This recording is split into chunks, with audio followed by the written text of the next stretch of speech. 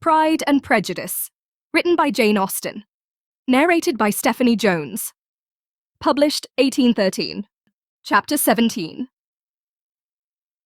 Elizabeth related to Jane the next day what had passed between Mr. Wickham and herself. Jane listened with astonishment and concern. She knew not how to believe that Mr. Darcy could be so unworthy of Mr. Bingley's regard, and yet it was not in her nature to question the veracity of a young man of such amiable appearance as Wickham. The possibility of his having endured such unkindness was enough to interest all her tender feelings, and nothing remained therefore to be done but to think well of them both, to defend the conduct of each, and throw into the account of accident or mistake whatever could not be otherwise explained. "They have both," said she, "been deceived, I dare say, in some way or other, of which we can form no idea. Interested people have perhaps misrepresented each to the other. It is, in short, impossible for us to conjecture the causes or circumstances which may have alienated them, without actual blame on either side." "Very true indeed. And now, my dear Jane, what have you got to say on behalf of the interested people who have probably been concerned in the business? Do clear them too, or we shall be obliged to think ill of somebody.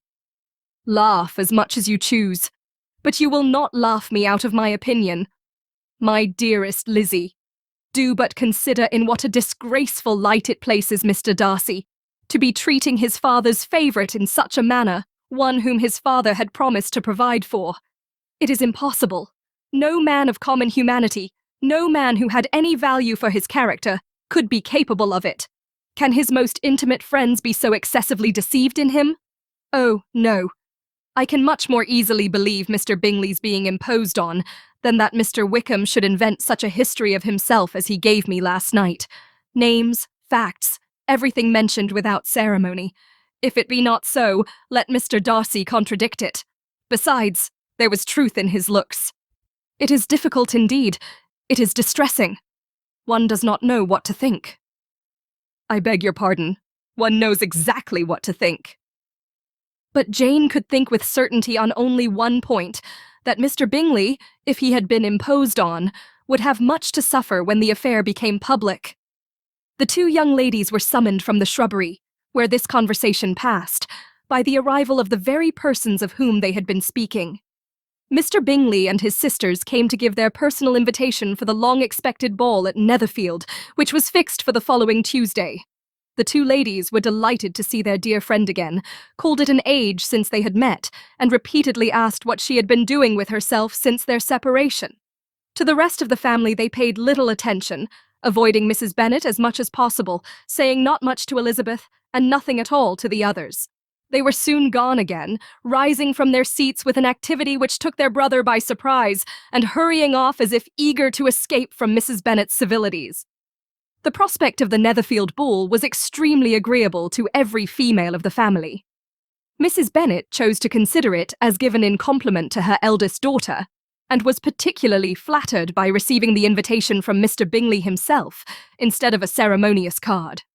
Jane pictured to herself a happy evening in the society of her two friends and the attentions of her brother, and Elizabeth thought with pleasure of dancing a great deal with Mr. Wickham, and of seeing a confirmation of everything in Mr. Darcy's look and behaviour. The happiness anticipated by Catherine and Lydia depended less on any single event or any particular person, for though they each, like Elizabeth, meant to dance half the evening with Mr. Wickham, he was by no means the only partner who could satisfy them. And a ball was, at any rate, a ball. And even Mary could assure her family that she had no disinclination for it. "While I can have my mornings to myself," said she, "it is enough. I think it is no sacrifice to join occasionally in evening engagements. Society has claims on us all, and I profess myself one of those who consider intervals of recreation and amusement as desirable for everybody." Elizabeth's spirits were so high on this occasion that though she did not often speak unnecessarily to Mr. Collins, she could not help asking him whether he intended to accept Mr. Bingley's invitation, and if he did, whether he would think it proper to join in the evening's amusement.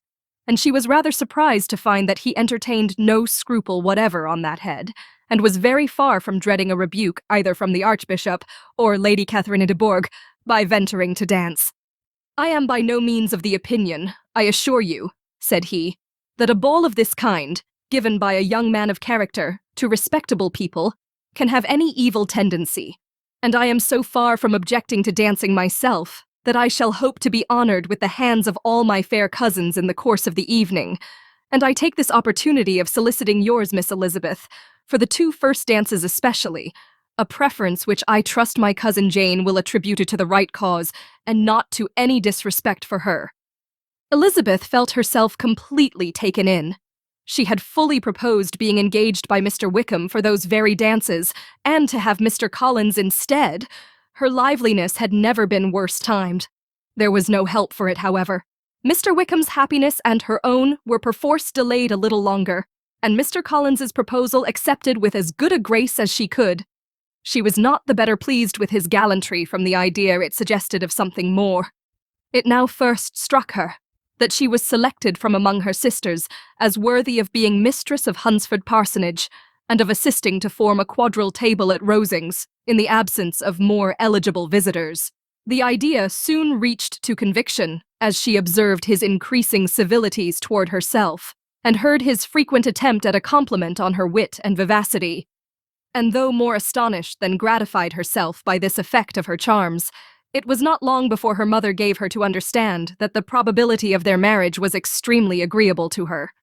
Elizabeth, however, did not choose to take the hint, being well aware that a serious dispute must be the consequence of any reply. Mr. Collins might never make the offer, and till he did, it was useless to quarrel about him. If there had not been a Netherfield ball to prepare for and talk of, the younger Miss Bennets would have been in a very pitiable state at this time. For from the day of the invitation to the day of the ball, there was such a succession of rain as prevented their walking to Meryton once. No aunt, no officers, no news could be sought after. The very shoe-roses for Netherfield were got by proxy. Even Elizabeth might have found some trial of her patience in weather which totally suspended the improvement of her acquaintance with Mr. Wickham, and nothing less than a dance on Tuesday could have made such a Friday, Saturday, Sunday, and Monday endurable to Kitty and Lydia. Chapter 18. Till Elizabeth entered the drawing-room at Netherfield and looked in vain for Mr. Wickham among the cluster of red coats there assembled, a doubt of his being present had never occurred to her. The certainty of meeting him had not been checked by any of those recollections that might not unreasonably have alarmed her. She had dressed with more than usual care, and prepared in the highest spirits for the conquest of all that remained unsubdued of his heart, trusting that it was not more than might be won in the course of the evening. But in an instant arose the dreadful suspicion of his being purposely omitted for Mr. Darcy's pleasure in the Bingleys' invitation to the officers. And though this was not exactly the case, the absolute fact of his absence was pronounced by his friend Denny, to whom Lydia eagerly applied, and who told them that Wickham had been obliged to go to town on business the day before, and was not yet returned, adding, with a significant smile, "I do not imagine his business would have called him away just now, if he had not wanted to avoid a certain gentleman here." This part of his intelligence, though unheard by Lydia, was caught by Elizabeth, and, as it assured her that Darcy was not less answerable for Wickham's absence than if her first surmise had been just, every feeling of displeasure against the former was so sharpened by immediate disappointment that she could hardly reply with tolerable civility to the polite inquiries which he directly afterwards approached to make. Attendance, forbearance, patience with Darcy was injury to Wickham. She was resolved against any sort of conversation with him, and turned away with a degree of ill humour which she could not wholly surmount even in speaking to Mr. Bingley, whose blind partiality provoked her. But Elizabeth was not formed for ill humour, and though every prospect of her own was destroyed for the evening, it could not dwell long on her spirits, and having told all her griefs to Charlotte Lucas, whom she had not seen for a week, she was soon able to make a voluntary transition to the oddities of her cousin, and to point him out to her particular notice. The first 2 dances, however, brought a return of distress.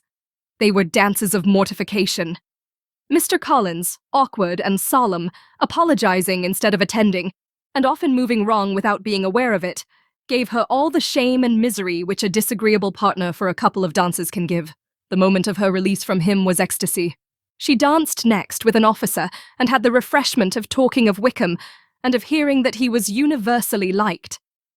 When those dances were over, she returned to Charlotte Lucas and was in conversation with her when she found herself suddenly addressed by Mr. Darcy, who took her so much by surprise in his application for her hand that, without knowing what she did, she accepted him.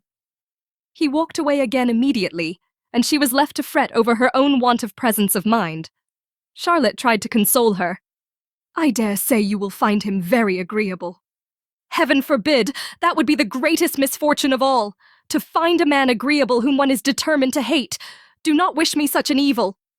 When the dancing recommenced, however, and Darcy approached to claim her hand, Charlotte could not help cautioning her in a whisper not to be a simpleton, and allow her fancy for Wickham to make her appear unpleasant in the eyes of a man 10 times his consequence. Elizabeth made no answer and took her place in the set, amazed at the dignity to which she was arrived in being allowed to stand opposite to Mr. Darcy, and reading in her neighbours' looks their equal amazement in beholding it. They stood for some time without speaking a word, and she began to imagine that their silence was to last through the 2 dances, and at first was resolved not to break it, till suddenly fancying that it would be the greater punishment to her partner to oblige him to talk, she made some slight observation on the dance. He replied, and was again silent. After a pause of some minutes, she addressed him a second time with, "It is your turn to say something now, Mr. Darcy. I talked about the dance, and you ought to make some sort of remark on the size of the room, or the number of couples." He smiled, and assured her that whatever she wished him to say should be said. "Very well, that reply will do for the present. Perhaps by and by I may observe that private balls are much pleasanter than public ones, but now we may be silent." "Do you talk by rule, then, while you are dancing?" "Sometimes. One must speak a little, you know. It would look odd to be entirely silent for half an hour together, and yet for the advantage of some, conversation ought to be so arranged as that they may have the trouble of saying as little as possible. Are you consulting your own feelings in the present case, or do you imagine that you are gratifying mine?" "Both," replied Elizabeth archly, "for I have always seen a great similarity in the turn of our minds. We are each of an unsocial, taciturn disposition, unwilling to speak, unless we expect to say something that will amaze the whole room and be handed down to posterity with all the éclat of a proverb." "This is no very striking resemblance of your own character, I am sure," said he. "How near it may be to mine, I cannot pretend to say. You think it a faithful portrait, undoubtedly." "I must not decide on my own performance." He made no answer, and they were again silent till they had gone down the dance, when he asked her if she and her sisters did not very often walk to Meryton. She answered in the affirmative, and, unable to resist the temptation, added, "When you met us there the other day, we had just been forming a new acquaintance." The effect was immediate. A deeper shade of hauteur overspread his features, but he said not a word, and Elizabeth, though blaming herself for her own weakness, could not go on. At length Darcy spoke, and in a constrained manner said, "Mr. Wickham is blessed with such happy manners as may ensure his making friends. Whether he may be equally capable of retaining them is less certain." "He has been so unlucky as to lose your friendship," replied Elizabeth with emphasis, "and in a manner which he is likely to suffer from all his life." Darcy made no answer, and seemed desirous of changing the subject. At that moment, Sir William Lucas appeared close to them, meaning to pass through the set to the other side of the room. But on perceiving Mr. Darcy, he stopped with a bow of superior courtesy to compliment him on his dancing and his partner. "I have been most highly gratified indeed, my dear sir. Such very superior dancing is not often seen. It is evident that you belong to the first circles. Allow me to say, however, that your fair partner does not disgrace you, and that I must hope to have this pleasure often repeated, especially when a certain desirable event, my dear Eliza, glancing at her sister and Bingley, shall take place. What congratulations will then flow in? I appeal to Mr. Darcy. But let me not interrupt you, sir. You will not thank me for detaining you from the bewitching converse of that young lady, whose bright eyes are also upbraiding me. The latter part of this address was scarcely heard by Darcy, but Sir William's allusion to his friend seemed to strike him forcibly, and his eyes were directed with a very serious expression towards Bingley and Jane, who were dancing together. Recovering himself, however, shortly, he turned to his partner and said, "Sir William's interruption has made me forget what we were talking of." "I do not think we were speaking at all. Sir William could not have interrupted two people in the room who had less to say for themselves. We have tried 2 or 3 subjects already without success, and what we are to talk of next I cannot imagine." "What think you of books?" said he, smiling. "Books? Oh, no. I am sure we never read the same, or not with the same feelings." "I am sorry you think so, but if that be the case, there can at least be no want of subject. We may compare our different opinions." "No, I cannot talk of books in a ballroom. My head is always full of something else." "The present always occupies you in such scenes, does it?" said he, with a look of doubt. "Yes, always," she replied, without knowing what she said, for her thoughts had wandered far from the subject, as soon afterwards appeared by her suddenly exclaiming, "I remember hearing you once say, Mr. Darcy, that you hardly ever forgave, that your resentment once created was unappeasable. You are very cautious, I suppose, as to its being created." "I am," said he, with a firm voice, "and never allow yourself to be blinded by prejudice." "I hope not." "It is particularly incumbent on those who never change their opinion to be secure of judging properly at first." "May I ask to what these questions tend?" "Merely to the illustration of your character," said she, endeavouring to shake off her gravity. "I am trying to make it out."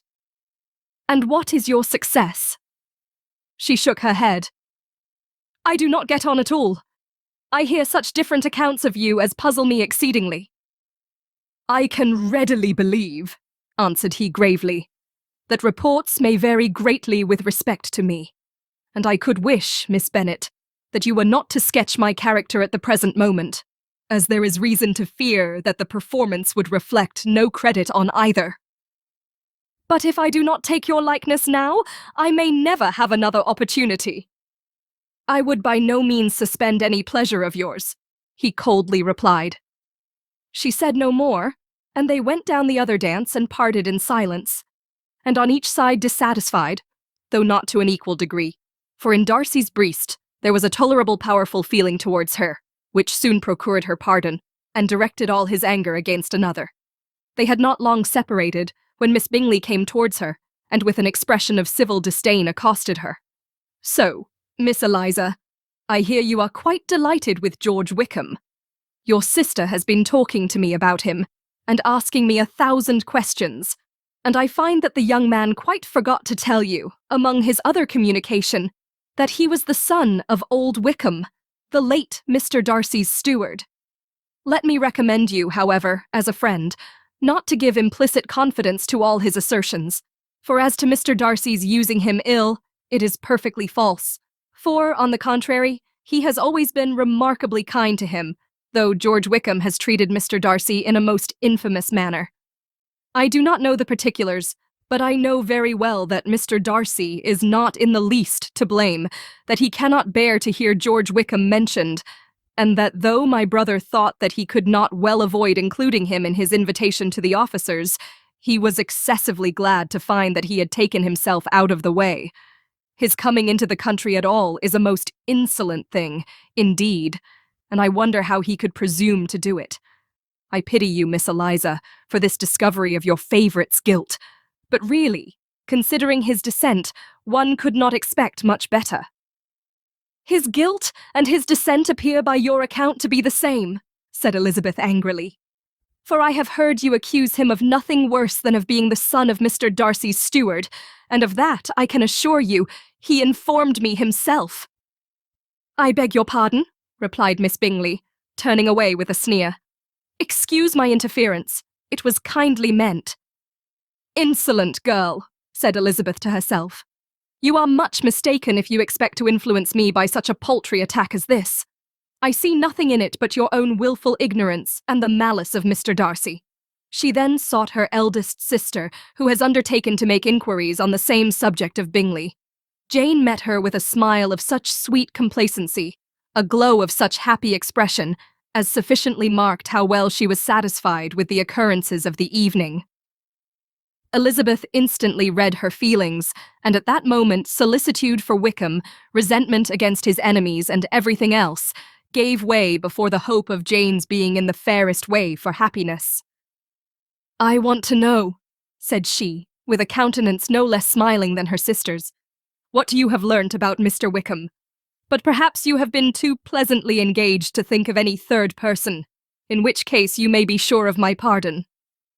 "No," replied Jane, "I have not forgotten him, but I have nothing satisfactory to tell you. Mr. Bingley does not know the whole of his history, and is quite ignorant of the circumstances which have principally offended Mr. Darcy, but he will vouch for the good conduct, the probity, and honour of his friend, and is perfectly convinced that Mr. Wickham has deserved much less attention from Mr. Darcy than he has received. And I am sorry to say, by his account as well as his sister's, Mr. Wickham is by no means a respectable young man. I am afraid he has been very imprudent, and has deserved to lose Mr. Darcy's regard." "Mr. Bingley does not know Mr. Wickham himself?" "No, he never saw him till the other morning at Meryton."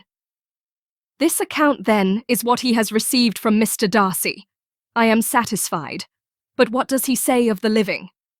"He does not exactly recollect the circumstances, though he has heard them from Mr. Darcy more than once, but he believes that it was left to him conditionally only."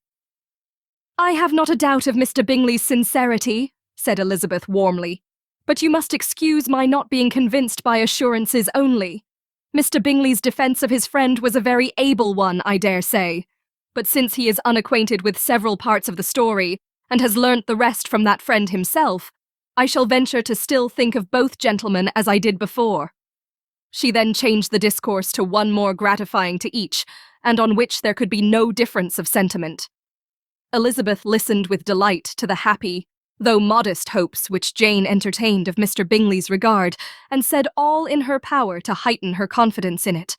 On their being joined by Mr. Bingley himself, Elizabeth withdrew to Miss Lucas, to whose inquiry after the pleasantness of her last partner she had scarcely replied before Mr. Collins came up to them and told her with great exultation that he had just been so fortunate as to make a most important discovery. "I have found out," said he, "by a singular accident, that there is now in the room a near relation of my patroness. I happened to overhear the gentleman himself mentioning to the young lady who does the honours of the house the names of his cousin Miss de Bourgh and of her mother, Lady Catherine. How wonderfully these sort of things occur! Who would have thought of my meeting with, perhaps, a nephew of Lady Catherine de Bourgh in this assembly? I am most thankful that the discovery is made in time for me to pay my respects to him, which I am now going to do, and trust he will excuse my not having done it before.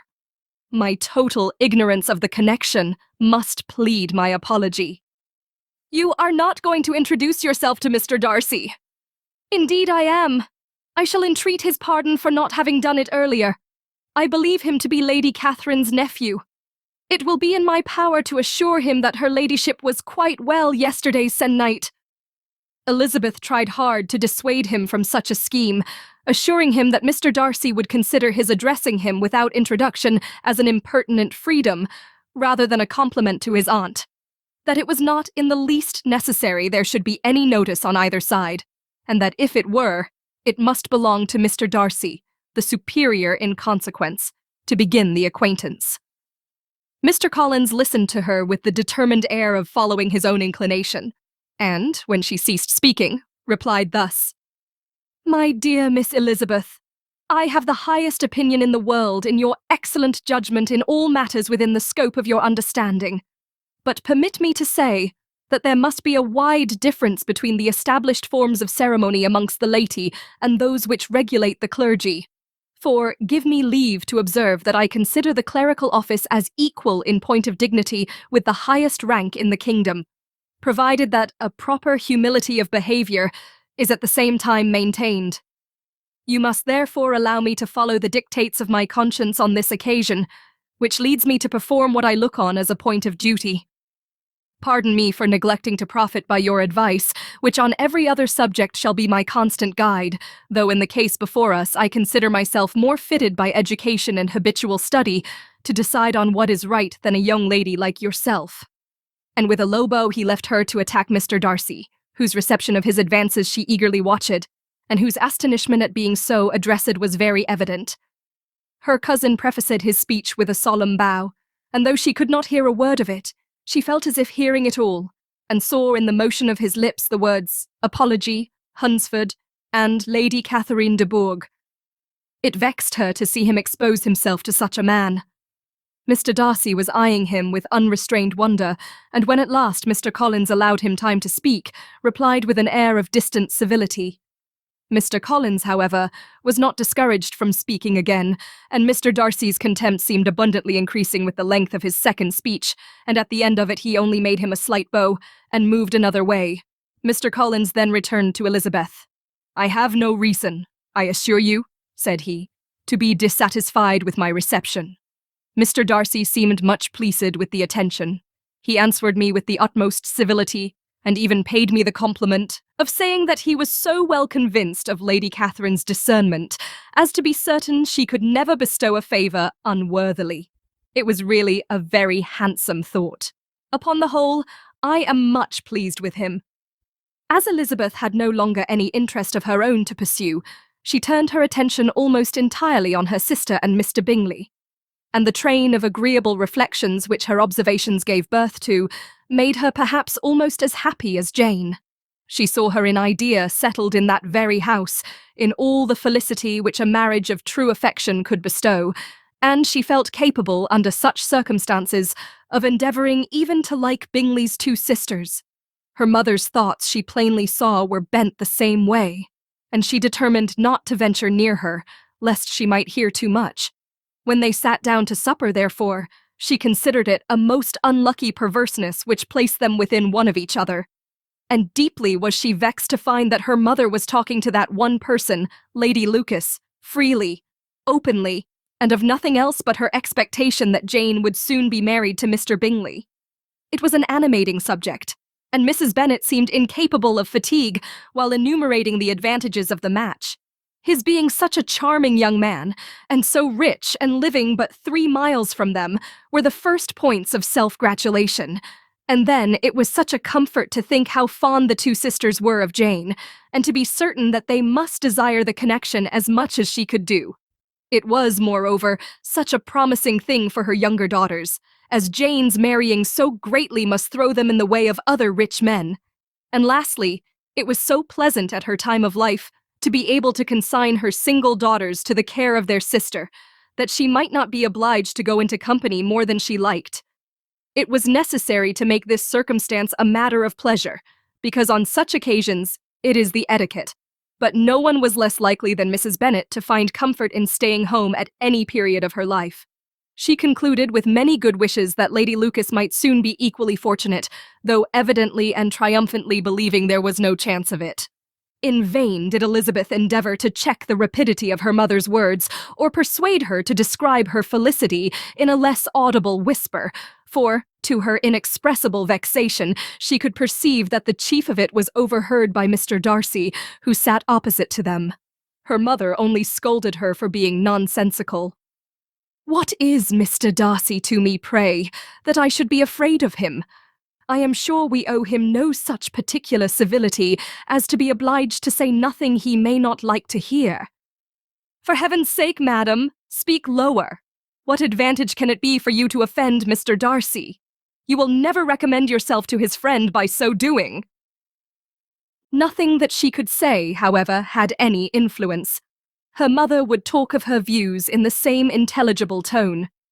Elizabeth blushed and blushed again with shame and vexation. She could not help frequently glancing her eye at Mr. Darcy, though every glance convinced her of what she dreaded. for though he was not always looking at her mother, she was convinced that his attention was invariably fixed by her. The expression of his face changed gradually from indignant contempt to a composed and steady gravity. At length, however, Mrs. Bennet had no more to say, and Lady Lucas, who had been long yawning at the repetition of delights, which she saw no likelihood of sharing, was left to the comforts of cold ham and chicken. Elizabeth now began to revive, but not long was the interval of tranquillity, for when supper was over, singing was talked of, and she had the mortification of seeing Mary, after very little entreaty, preparing to oblige the company. By many significant looks and silent entreaties did she endeavour to prevent such a proof of complaisance, but in vain. Mary would not understand them. Such an opportunity of exhibiting was delightful to her, and she began her song. Elizabeth's eyes were fixed on her with most painful sensations, and she watched her progress through the several stanzas with an impatience which was very ill rewarded at their close.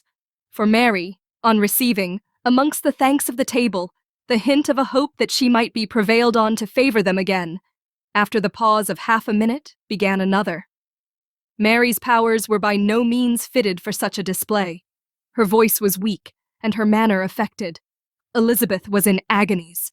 She looked at Jane to see how she bore it, but Jane was very composedly talking to Bingley. She looked at his two sisters, and saw them making signs of derision at each other, and at Darcy, who continued, however, imperturbably grave. She looked at her father to entreat his interference, lest Mary should be singing all night. He took the hint, and when Mary had finished her second song, said aloud, "That will do extremely well, child. You have delighted us long enough. Let the other young ladies have time to exhibit." Mary, though pretending not to hear, was somewhat disconcerted, and Elizabeth, sorry for her, and sorry for her father's speech, was afraid her anxiety had done no good. Others of the party were now applied to.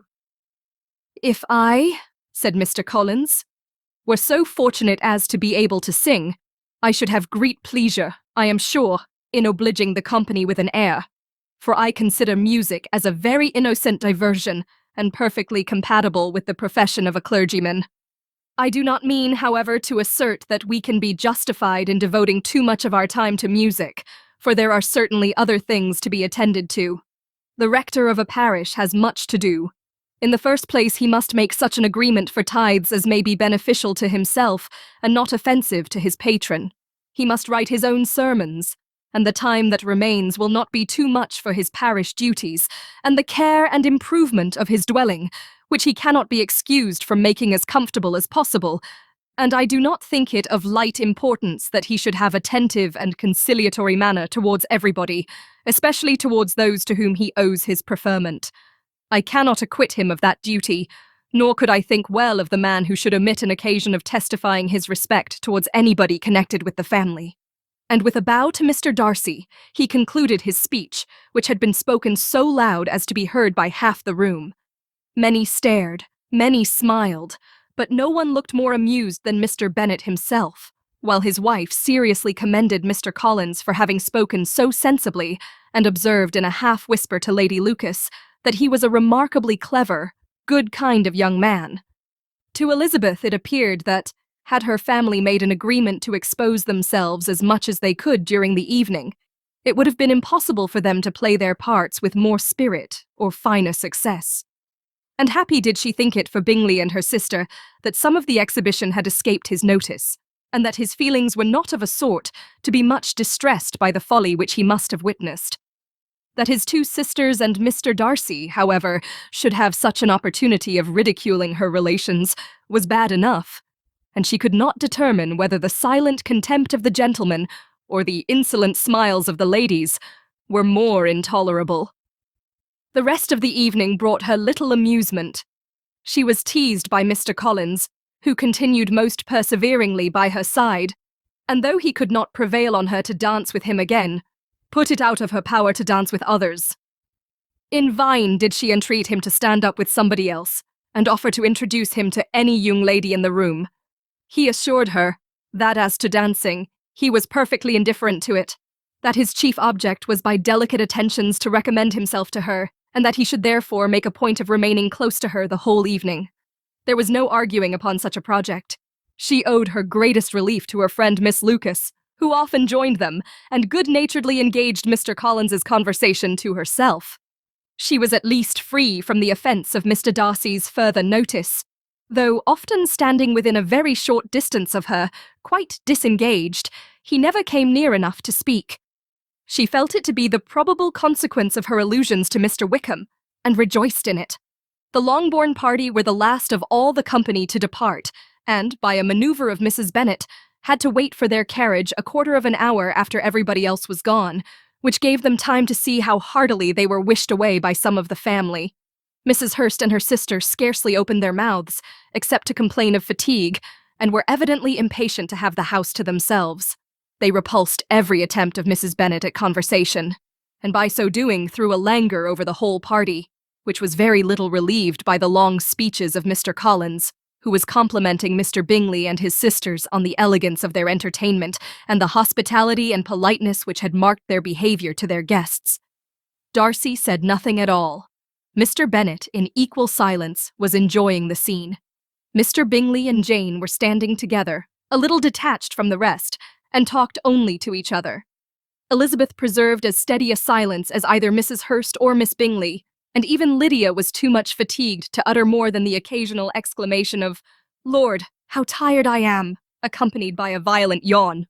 When at length they arose to take leave, Mrs. Bennet was most pressingly civil in her hope of seeing the whole family soon at Longbourn, and addressed herself especially to Mr. Bingley, to assure him how happy he would make them by eating a family dinner with them at any time, without the ceremony of a formal invitation. Bingley was all grateful pleasure, and he readily engaged for taking the earliest opportunity of waiting on her, after his return from London, whither he was obliged to go the next day for a short time. Mrs. Bennet was perfectly satisfied, and quitted the house under the delightful persuasion that, allowing for the necessary preparations of settlements, new carriages, and wedding clothes, she should undoubtedly see her daughter settled at Netherfield in the course of 3 or 4 months. Of having another daughter married to Mr. Collins, she thought with equal certainty, and with considerable, though not equal, pleasure. Elizabeth was the least dear to her of all her children, and though the man and the match were quite good enough for her, the worth of each was eclipsed by Mr. Bingley and Netherfield. Chapter 19. The next day opened a new scene at Longbourn. Mr. Collins made his declaration in form, having resolved to do it without loss of time, as his leave of absence extended only to the following Saturday, and having no feelings of diffidence to make it distressing to himself even at the moment, he set about it in a very orderly manner, with all the observances, which he supposed a regular part of the business. On finding Mrs. Bennet, Elizabeth, and one of the younger girls together, soon after breakfast, he addressed the mother in these words: "May I hope, madam, for your interest with your fair daughter Elizabeth, when I solicit for the honour of a private audience with her in the course of this morning?" Before Elizabeth had time for anything but a blush of surprise, Mrs. Bennet answered instantly, "Oh dear, yes, certainly. I am sure Lizzie will be very happy. I am sure she can have no objection. Come, Kitty, I want you upstairs." And gathering her work together, she was hastening away, when Elizabeth called out, "Dear madam, do not go. I beg you will not go. Mr. Collins must excuse me. He can have nothing to say to me that anybody need not hear. I am going away myself." No, nonsense, Lizzie. I desire you to stay where you are." And upon Elizabeth seeming really, with vexed and embarrassed looks, about to escape, she added, "Lizzie, I insist upon your staying and hearing Mr. Collins." Elizabeth would not oppose such an injunction, and a moment's consideration making her also sensible that it would be wisest to get it over as soon and as quietly as possible, she sat down again and tried to conceal, by incessant employment, the feelings which were divided between distress and diversion. Mrs. Bennet and Kitty walked off, and as soon as they were gone, Mr. Collins began. "Believe me, my dear Miss Elizabeth, that your modesty, so far from doing you any disservice, rather adds to your other perfections. You would have been less amiable in my eyes had there not been this little unwillingness. But allow me to assure you that I have your respected mother's permission for this address. You can hardly doubt the purport of my discourse, however your natural delicacy may lead you to dissemble. My attentions have been too marked to be mistaken. Almost as soon as I entered the house, I singled you out as the companion of my future life. But before I am run away with by my feelings on this subject, perhaps it would be advisable for me to state my reasons for marrying, and, moreover, for coming into Hertfordshire with the design of selecting a wife, as I certainly did. The idea of Mr. Collins, with all his solemn composure, being run away with by his feelings, made Elizabeth so near laughing that she could not use the short pause he allowed in any attempt to stop him further, and he continued, "My reasons for marrying are, first, that I think it a right thing for every clergyman in easy circumstances, like myself, to set the example of matrimony in his parish. Secondly, that I am convinced that it will add very greatly to my happiness. And thirdly, which perhaps I ought to have mentioned earlier, that it is the particular advice and recommendation of the very noble lady, whom I have the honour of calling patroness. Twice has she condescended to give me her opinion, unasked too, on this subject, and it was but the very Saturday night before I left Hunsford, between our pools at quadrille, while Mrs. Jenkinson was arranging Miss de Bourgh's footstool, that she said, 'Mr. Collins, you must marry. A clergyman like you must marry. Choose properly. Choose a gentlewoman for my sake. And for your own, let her be an active, useful sort of person, not brought up high, but able to make a small income go a good way. This is my advice. Find such a woman as soon as you can, bring her to Hunsford, and I will visit her. Allow me, by the way, to observe, my fair cousin, that I do not reckon the notice and kindness of Lady Catherine de Bourgh as among the least of the advantages in my power to offer. You will find her manners beyond anything I can describe, and your wit and vivacity, I think, must be acceptable to her, especially when tempered with the silence and respect which her rank will inevitably excite.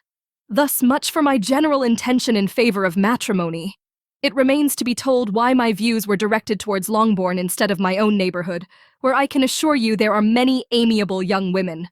But the fact is, that being, as I am, to inherit this estate after the death of your honoured father, who, however, may live many years longer, I could not satisfy myself without resolving to choose a wife from among his daughters, that the loss to them might be as little as possible when the melancholy event takes place, which, however, as I have already said, may not be for several years. This has been my motive, my fair cousin, and I flatter myself it will not sink me in your esteem. And now nothing remains for me but to assure you, in the most animated language, of the violence of my affection. To fortune I am perfectly indifferent, and shall make no demand of that nature on your father, since I am well aware that it could not be complied with, and that £1,000 in the 4%, which will not be yours till after your mother's decease, is all that you may ever be entitled to.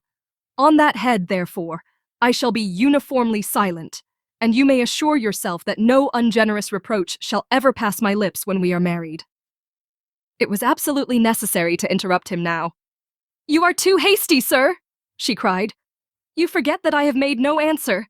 Let me do it without further loss of time. Accept my thanks for the compliment you are paying me. I am very sensible of the honour of your proposals, but it is impossible for me to do otherwise than to decline them."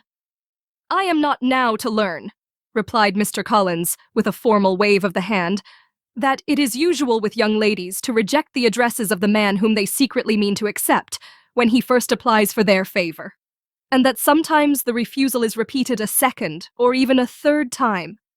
I am therefore by no means discouraged by what you have just said, and shall hope to lead you to the altar ere long." "Upon my word, sir," cried Elizabeth, "your hope is a rather extraordinary one after my declaration. I do assure you that I am not one of those young ladies, if such young ladies there are, who are so daring as to risk their happiness on the chance of being asked a second time. I am perfectly serious in my refusal. You could not make me happy, and I am convinced that I am the last woman in the world who could make you so. Nay, were your friend Lady Catherine to know me, I am persuaded she would find me in every respect ill-qualified for the situation." "Were it certain that Lady Catherine would think so," said Mr. Collins very gravely, but I cannot imagine that her ladyship would at all disapprove of you, and you may be certain when I have the honour of seeing her again, I shall speak in the very highest terms of your modesty, economy, and other amiable qualification. Indeed, Mr. Collins, all praise of me will be unnecessary. You must give me leave to judge for myself, and pay me the compliment of believing what I say. I wish you very happy and very rich, and by refusing your hand, do all in my power to prevent your being otherwise. In making me the offer, you must have satisfied the delicacy of your feelings with regard to my family, and may take possession of Longbourn estate whenever it falls, without any self-reproach. This matter may be considered, therefore, as finally settled. And rising as she thus spoke, she would have quitted the room, had Mr. Collins not thus addressed her. When I do myself the honour of speaking to you next on the subject, I shall hope to receive a more favourable answer than you have now given me. Though I am far from accusing you of cruelty at present, because I know it to be the established custom of your sex to reject a man on the first application, and perhaps you have even now said as much to encourage my suit as would be consistent with the true delicacy of the female character. Really, Mr. Collins, cried Elizabeth with some warmth, you puzzle me exceedingly. If what I have hitherto said can appear to you in the form of encouragement, I know not how to express my refusal in such a way as to convince you of its being one.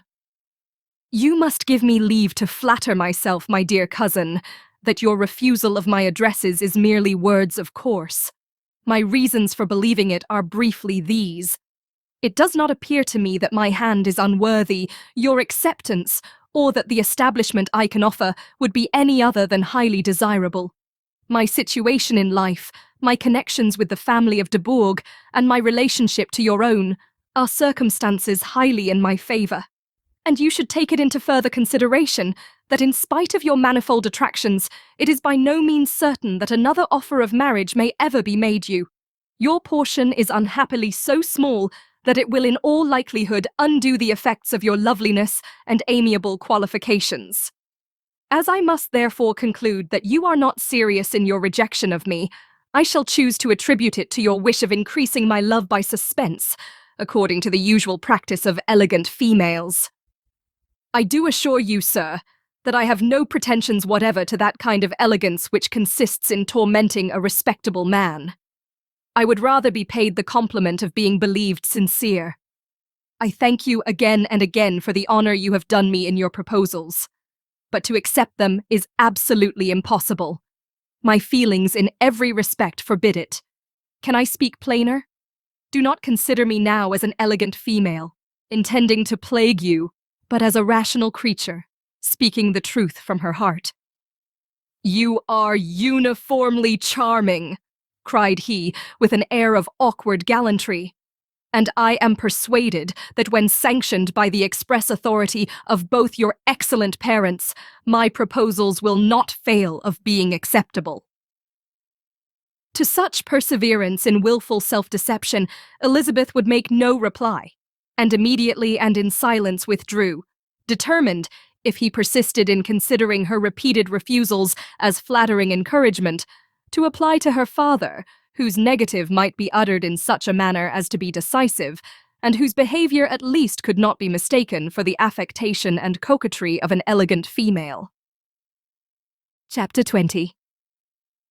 Mr. Collins was not left long to the silent contemplation of his successful love, for Mrs. Bennet, having dawdled about in the vestibule to watch for the end of the conference, no sooner saw Elizabeth open the door, and with quick step pass her towards the staircase, then she entered the breakfast-room and congratulated both him and herself in warm terms on the happy prospect or their nearer connection.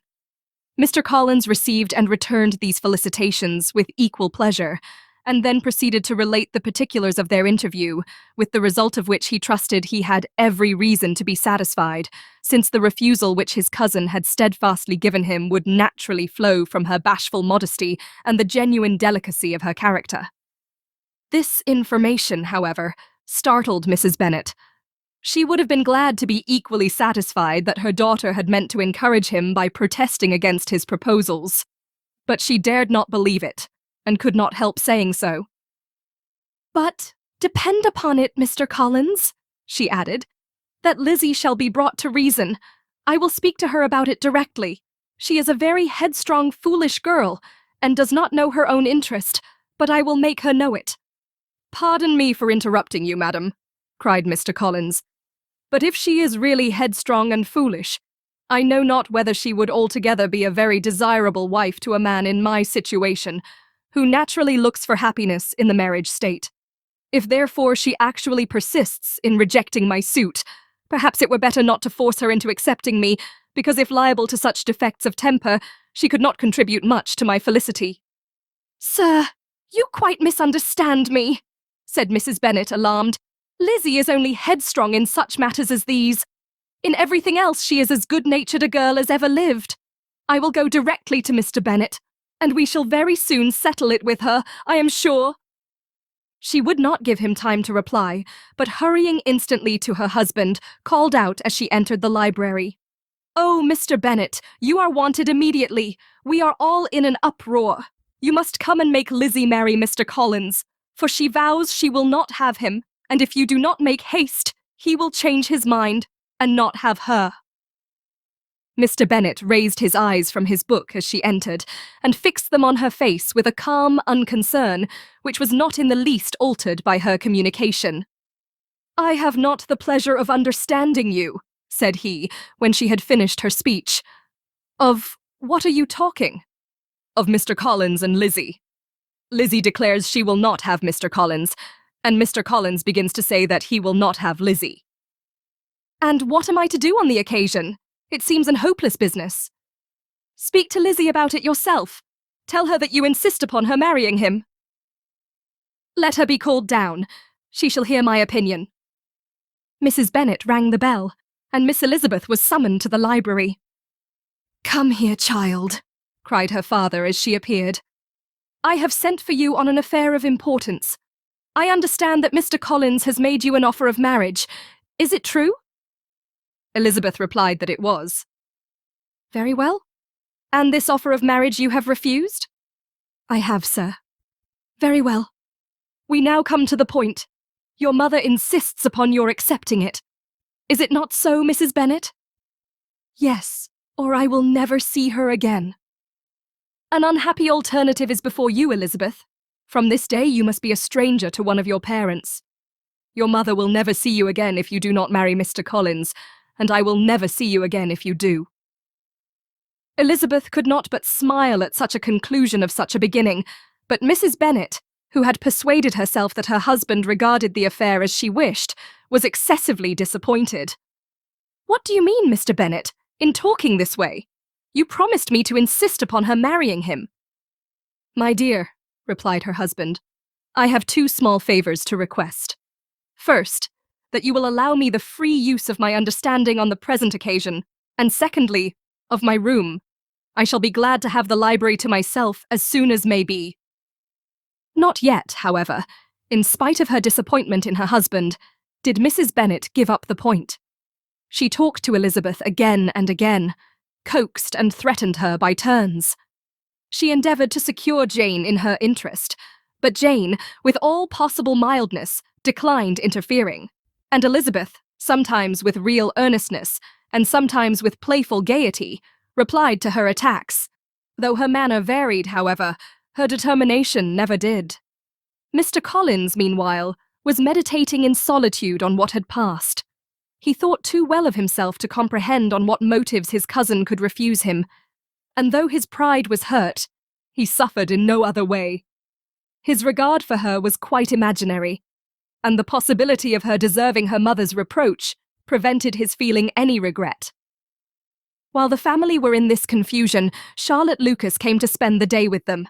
She was met in the vestibule by Lydia, who, flying to her, cried in a half-whisper, "I am glad you are come, for there is such fun here. What do you think has happened this morning? Mr. Collins has made an offer to Lizzie, and she will not have him." Charlotte hardly had time to answer, before they were joined by Kitty, who came to tell the same news. And no sooner had they entered the breakfast room, where Mrs. Bennet was alone, than she likewise began on the subject, calling on Miss Lucas for her compassion, and entreating her to persuade her friend Lizzie to comply with the wishes of all her family. "Pray do, my dear Miss Lucas," she added in a melancholy tone, "for nobody is on my side. Nobody takes part with me. I am cruelly used. Nobody feels for my poor nerves." Charlotte's reply was spared by the entrance of Jane and Elizabeth. "Aye, there she comes," continued Mrs. Bennet, looking as unconcerned as may be, and caring no more for us than if we were at York, provided she can have her own way. "But I tell you, Miss Lizzie, if you take it into your head to go on refusing every offer of marriage in this way, you will never get a husband at all. And I am sure I do not know who is to maintain you when your father is dead. I shall not be able to keep you, and so I warn you. I have done with you from this very day. I told you in the library, you know, that I should never speak to you again, and you will find me as good as my word. I have no pleasure in talking to undutiful children. Not that I have much pleasure, indeed, in talking to anybody. People who suffer as I do from nervous complaints can have no great inclination for talking. Nobody can tell what I suffer. But it is always so. Those who do not complain are never pitied." Her daughters listened in silence to this effusion, sensible that any attempt to reason with her or soothe her would only increase the irritation. She talked on, therefore, without interruption from any of them, till they were joined by Mr. Collins, who entered the room with an air more stately than usual, and on perceiving whom, she said to the girls, "Now, I do insist upon it, that you, all of you, hold your tongues, and let me and Mr. Collins have a little conversation together." Elizabeth passed quietly out of the room. Jane and Kitty followed, but Lydia stood her ground, determined to hear all she could, and Charlotte, detained first by the civility of Mr. Collins, whose inquiries after herself and all her family were very minute, and then by a little curiosity, satisfied herself with walking to the window and pretending not to hear. In a doleful voice, Mrs. Bennet began the projected conversation. "Oh, Mr. Collins!" "My dear madam," replied he, "let us be forever silent on this point. Far be it from me," he presently continued, in a voice that marked his displeasure, "to resent the behaviour of your daughter. Resignation to inevitable evils is the evil duty of us all, the peculiar duty of a young man who has been so fortunate as I have been in early preferment. And I trust I am resigned. Perhaps not the less so from feeling a doubt of my positive happiness had my fair cousin honoured me with her hand. For I have often observed that resignation is never so perfect as when the blessing denied begins to lose somewhat of its value in our estimation. You will not, I hope, consider me as showing any disrespect to your family, my dear madam, by thus withdrawing my pretensions to your daughter's favour, without having paid yourself and Mr. Bennet the compliment of requesting you to interpose your authority in my behalf? My conduct may, I fear, be objectionable in having accepted my dismission from your daughter's lips instead of your own. But we are all liable to error. I have certainly meant well through the whole affair. My object has been to secure an amiable companion for myself, with due consideration for the advantage of all your family, and if my manner has been at all reprehensible, I here beg leave to apologise. Chapter 21. The discussion of Mr. Collins's offer was now nearly at an end, and Elizabeth had only to suffer from the uncomfortable feelings necessarily attending it, and occasionally from some peevish allusions of her mother. As for the gentleman himself, his feelings were chiefly expressed, not by embarrassment or dejection, or by trying to avoid her, but by stiffness of manner and resentful silence. He scarcely ever spoke to her, and the assiduous attentions which he had been so sensible of himself were transferred for the rest of the day to Miss Lucas, whose civility in listening to him was a seasonable relief to them all, and especially to her friend. The morrow produced no abatement of Mrs. Bennet's ill humour or ill health. Mr. Collins was also in the same state of angry pride. Elizabeth had hoped that his resentment might shorten his visit, but his plan did not appear in the least affected by it. He was always to have gone on Saturday, and to Saturday he meant to stay. After breakfast, the girls walked to Meryton to inquire if Mr. Wickham were returned, and to lament over his absence from the Netherfield ball. He joined them on their entering the town, and attended them to their aunt's, where his regret and vexation, and the concern of everybody, was well talked over. To Elizabeth, however, He voluntarily acknowledged that the necessity of his absence had been self-imposed. "I found," said he, as the time drew near, "that I had better not meet Mr. Darcy, that to be in the same room, the same party with him for so many hours together, might be more than I could bear, and that scenes might arise unpleasant to more than myself." She highly approved his forbearance, and they had leisure for a full discussion of it, and for all the commendation which they civilly bestowed on each other, as Wickham and another officer walked back with them to Longbourn, and during the walk he particularly attended to her. His accompanying them was a double advantage. She felt all the compliment it offered to herself, and it was most acceptable as an occasion of introducing him to her father and mother. Soon after their return, a letter was delivered to Miss Bennet. It came from Netherfield. The envelope contained a sheet of elegant, little, hot-pressed paper, well covered with a lady's fair, flowing hand, and Elizabeth saw her sister's countenance change as she read it, and saw her dwelling intently on some particular passages. Jane recollected herself soon, and putting the letter away, tried to join with her usual cheerfulness in the general conversation.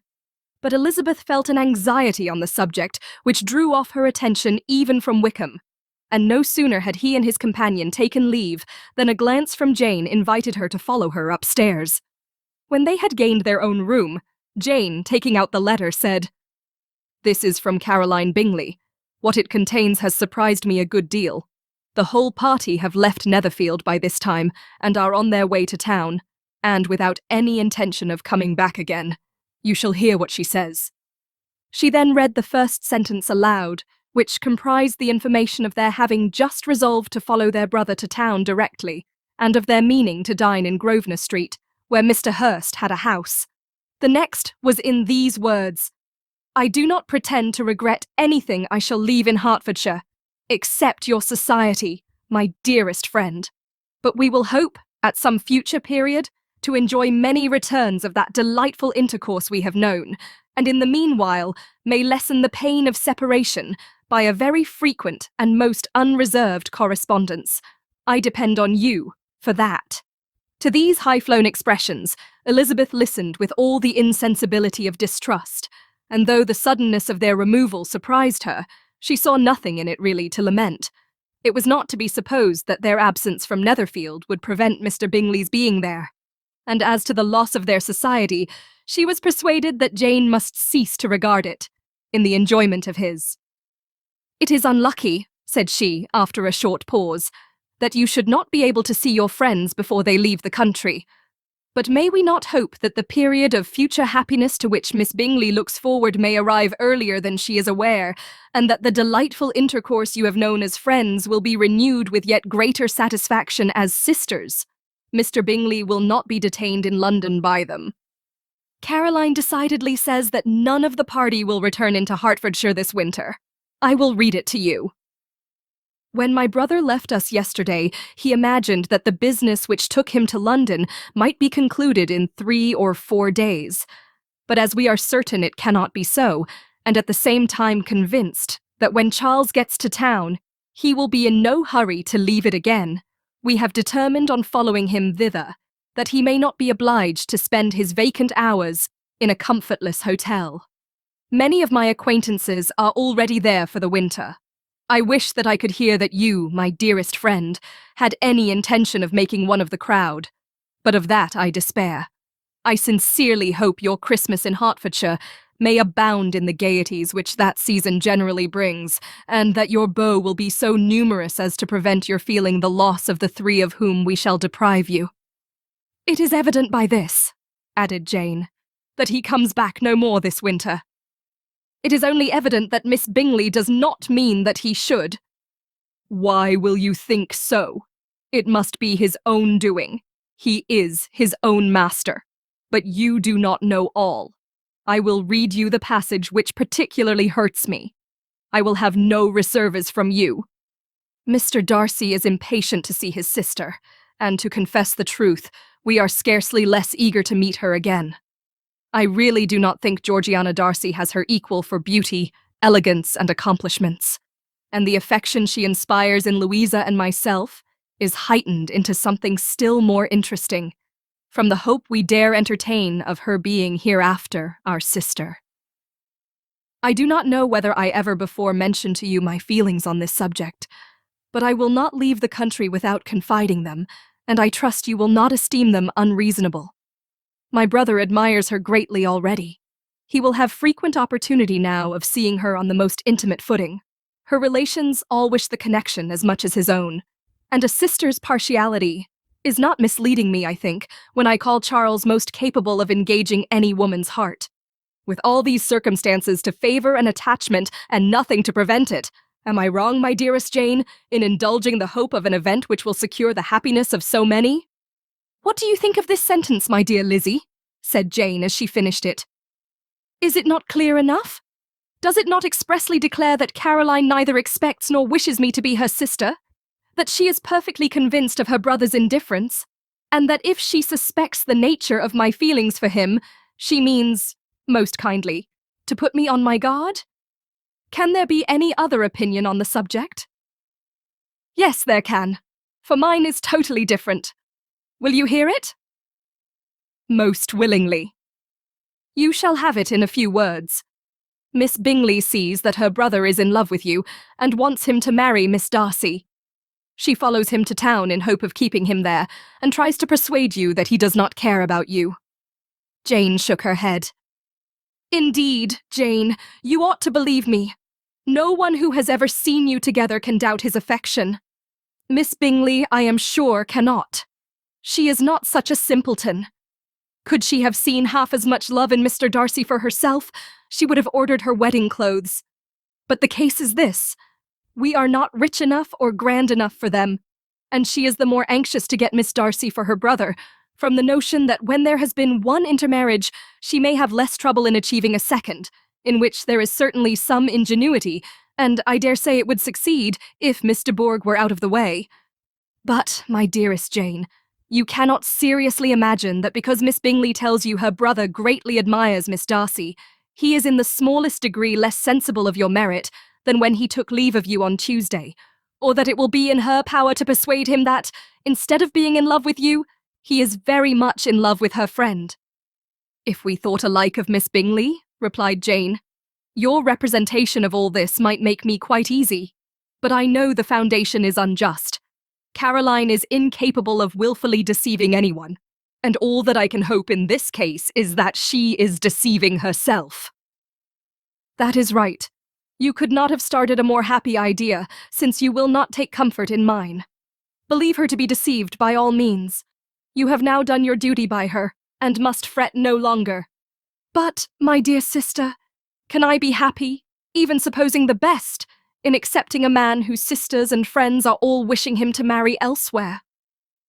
You must decide for yourself, said Elizabeth, and if, upon mature deliberation, you find that the misery of disobliging his two sisters is more than equivalent to the happiness of being his wife, I advise you by all means to refuse him. How can you talk so? Said Jane, faintly smiling. You must know that though I should be exceedingly grieved at their disapprobation, I could not hesitate.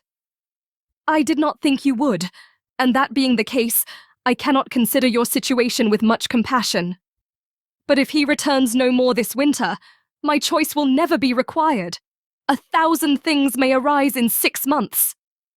The idea of his returning no more, Elizabeth treated with the utmost contempt.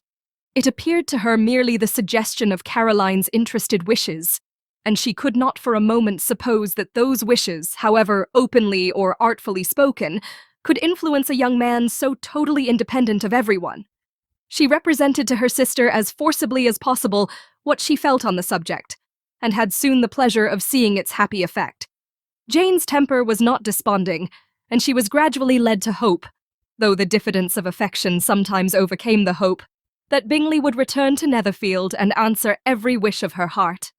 They agreed that Mrs. Bennet should only hear of the departure of the family without being alarmed on the score of the gentleman's conduct. But even this partial communication gave her a great deal of concern, and she bewailed it as exceedingly unlucky that the ladies should happen to go away just as they were all getting so intimate together. After lamenting it, however, at some length, she had the consolation that Mr. Bingley would be soon down again and soon dining at Longbourn, and the conclusion of all was the comfortable declaration that though he had been invited only to a family dinner, she would take care to have 2 full courses. Chapter 22.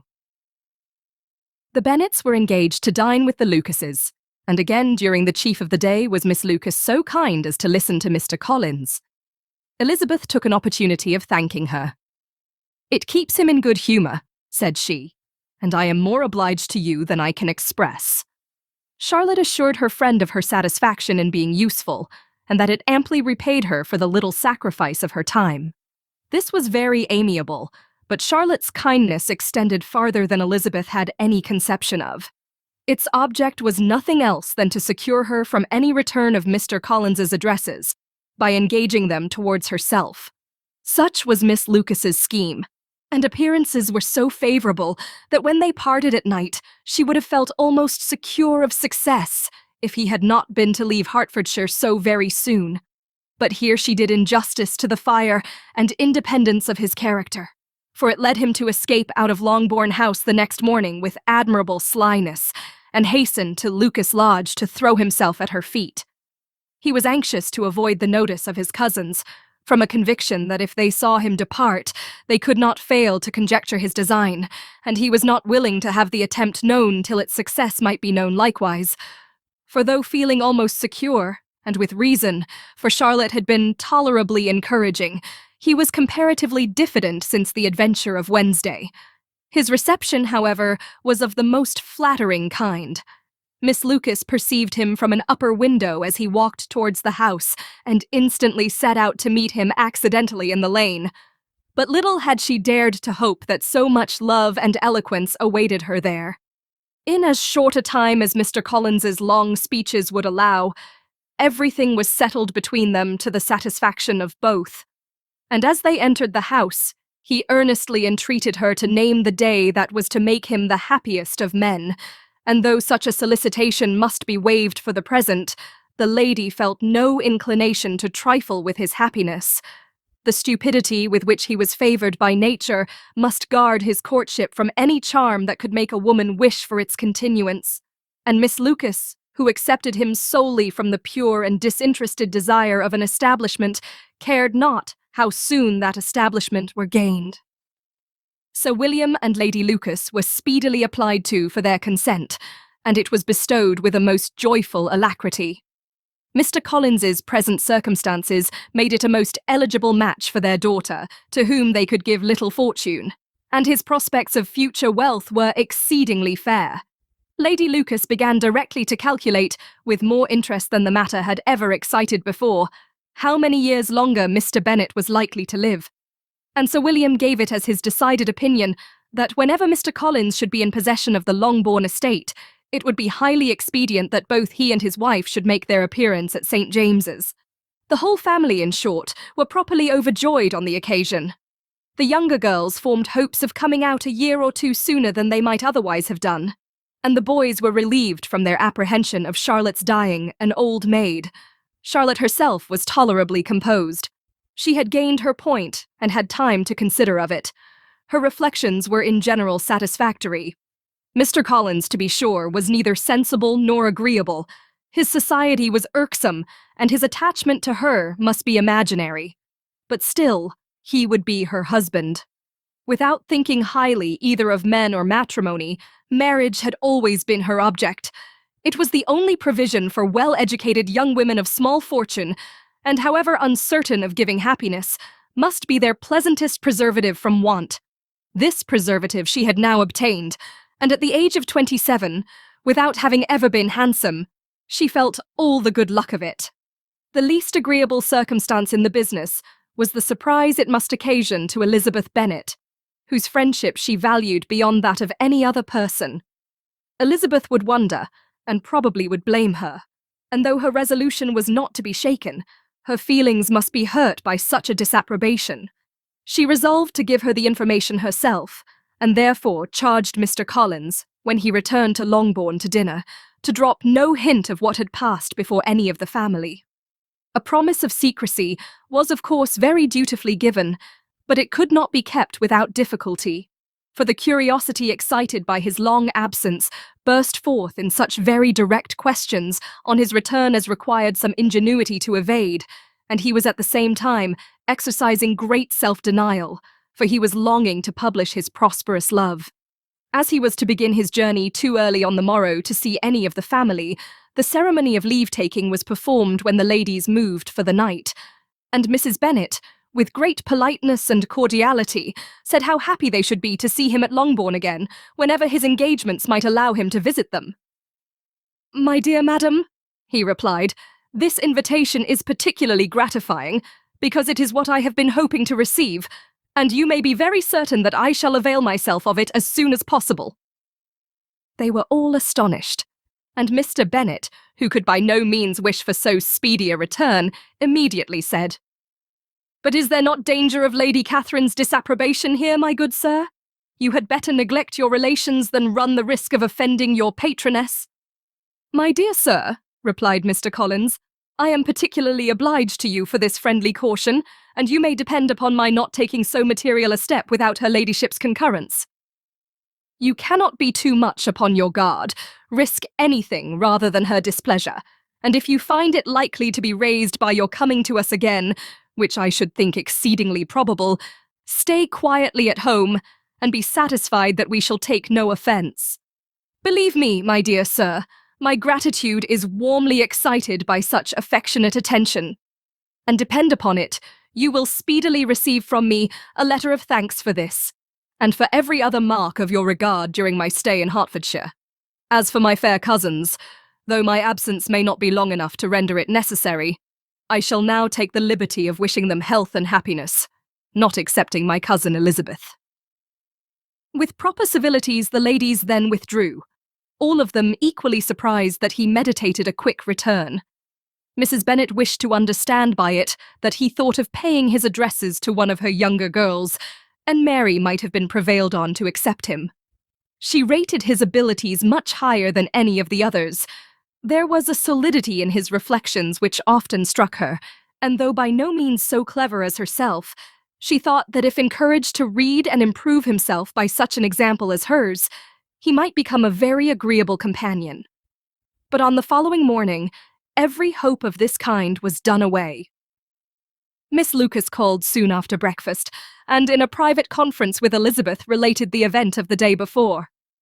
The possibility of Mr. Collins's fancying himself in love with her friend had once occurred to Elizabeth within the last day or two, but that Charlotte could encourage him seemed almost as far from possibility as she could encourage him herself, and her astonishment was consequently so great as to overcome at first the bounds of decorum, and she could not help crying out, "Engaged to Mr. Collins! My dear Charlotte! Impossible!" The steady countenance which Miss Lucas had commanded in telling her story gave way to a momentary confusion here on receiving so direct a reproach, though, as it was no more than she expected, she soon regained her composure, and calmly replied, "Why should you be surprised, my dear Eliza? Do you think it incredible that Mr. Collins should be able to procure any woman's good opinion because he was not so happy as to succeed with you?" But Elizabeth had now recollected herself, and making a strong effort for it, was able to assure with tolerable firmness that the prospect of their relationship was highly grateful to her, and that she wished her all imaginable happiness. "I see what you are feeling," replied Charlotte. "You must be surprised, very much surprised, so lately as Mr. Collins was wishing to marry you. But when you have had time to think it over, I hope you will be satisfied with what I have done. I am not romantic, you know. I never was. I ask only a comfortable home, and considering Mr. Collins's character, connection, and situation in life, I am convinced that my chance of happiness with him is as fair as most people can boast on entering the marriage state." Elizabeth quietly answered, "Undoubtedly," and after an awkward pause, they returned to the rest of the family. Charlotte did not stay much longer, and Elizabeth was then left to reflect on what she had heard. It was a long time before she became at all reconciled to the idea of so unsuitable a match, The strangeness of Mr. Collins's making 2 offers of marriage within 3 days was nothing in comparison of his being now accepted. She had always felt that Charlotte's opinion of matrimony was not exactly like her own, but she had not supposed it to be possible that, when called into action, she would have sacrificed every better feeling to worldly advantage. Charlotte, the wife of Mr. Collins, was a most humiliating picture, and to the pang of a friend disgracing herself and sunk in her esteem was added the distressing conviction that it was impossible for that friend to be tolerably happy in the lot she had chosen. Chapter 23. Elizabeth was sitting with her mother and sisters, reflecting on what she had heard, and doubting whether she was authorized to mention it, when Sir William Lucas himself appeared, sent by his daughter, to announce her engagement to the family.